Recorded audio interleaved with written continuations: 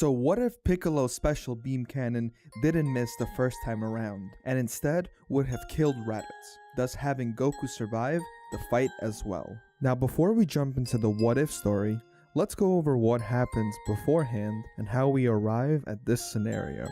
So the events of Piccolo and Goku teaming up against Raditz still occur as we know it, along with Gohan being kidnapped as well.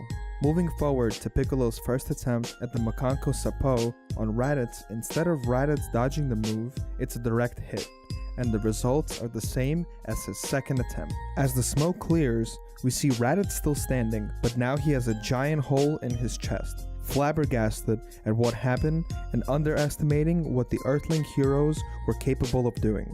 Goku's expression is nothing short of Raditz's, since Piccolo told him that he was saving this attack for him actually, but he shakes this thought off for another day since the real threat is over for now.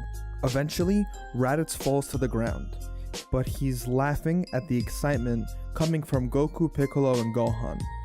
He tells them that his Saiyan brothers will avenge his death, and that his power is nothing compared to theirs. Piccolo smirks and says, even if that's true, we always have the Dragon Balls on our side, in the case that if anyone were to die, they would be able to wish them back.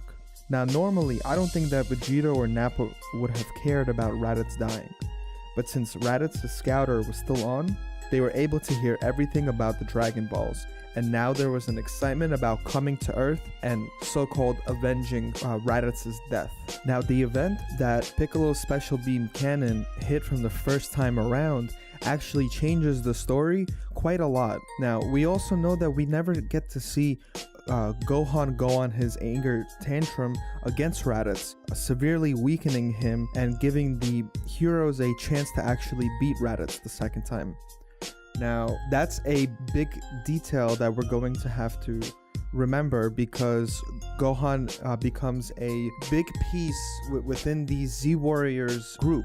And it's also a big part of Piccolo's character development throughout Dragon Ball Z as well. If he never had Gohan as a friend, then he wouldn't have developed into the same character we know today, or so we think.